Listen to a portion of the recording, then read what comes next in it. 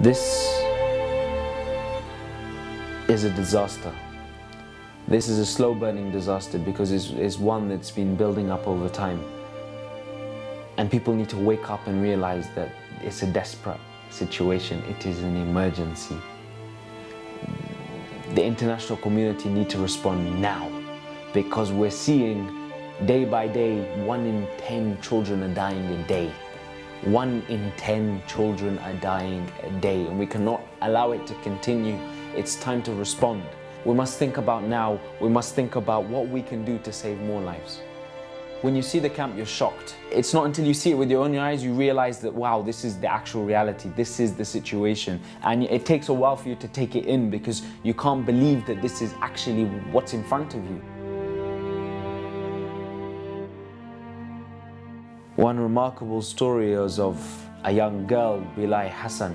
But Bilal Hassan now is a gem. Bilal Hassan is a precious child. We heard that 2 of her sisters had passed away just days before. We learned that her mother, 7 days ago exactly, had passed away in that spot where we were in that camp.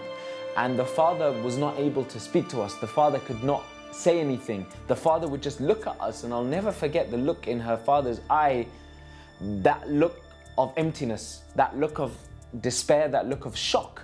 Because the look in his eyes was, I've got nothing. I'm lost. I've lost my wife. I've lost 2 of my children. And in my arms, I hold the last member of my family. And I hold her, and she is on the brink of death. I'm within one of the camps. Alhamdulillah. We're happy to inform you that because of your support, we're able to save the life of a 1-year-old baby, Bilal here. Alhamdulillah, here is the father, and the father is really suffering from shock in the knowledge that his wife has passed away.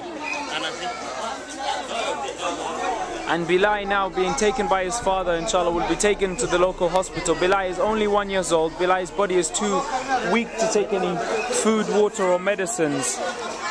And therefore, Bilal is being rushed to the hospital, where inshallah Islamic Relief will be working with the local hospital here to save the life of Bilal. Because of the support of people, we were able to respond to the needs of Bilal Hassan. And despite the father losing his wife, losing 2 of his 3 girls, we were able to give him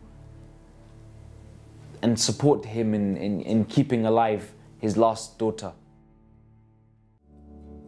Alhamdulillah, we're on the ground, we're working there, we're reaching out to areas where others aren't working. We're going out to those remote villages that people have forgotten about. And it's those remote villages where the people are most vulnerable, where the people have been forgotten. Currently at the moment is doing vital, life-saving health checks on the people of this small village.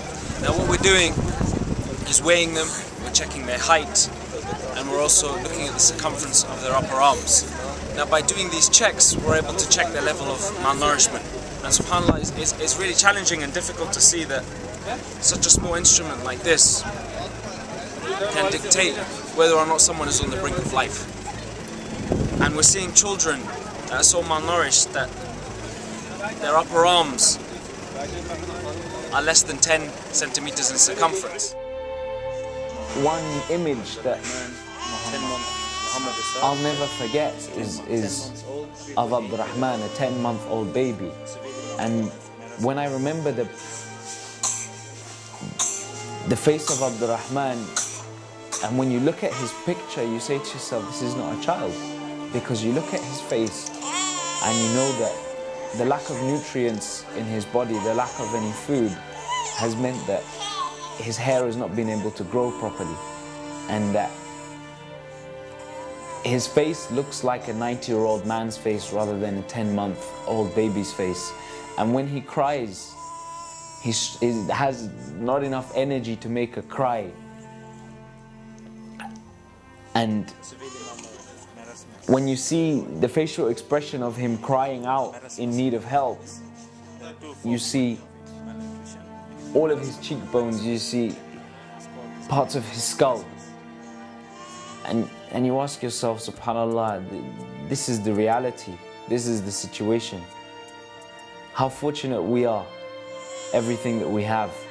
And there are children at the age of 10 months old that at any second could die because of a simple thing like food, like water, like basic medicines that we really take for granted.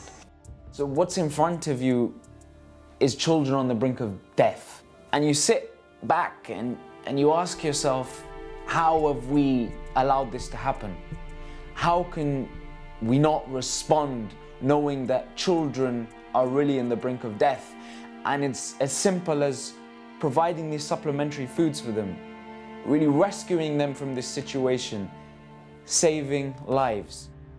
We need medicine, we need support to help our workers. We have the teams, we need more teams. We have the expertise, we have the knowledge, we know where the people are, but we need support to be able to get out to them. We have a limited amount of resources. It's difficult because it really kills us to know that we just need that bit more to reach out to more people.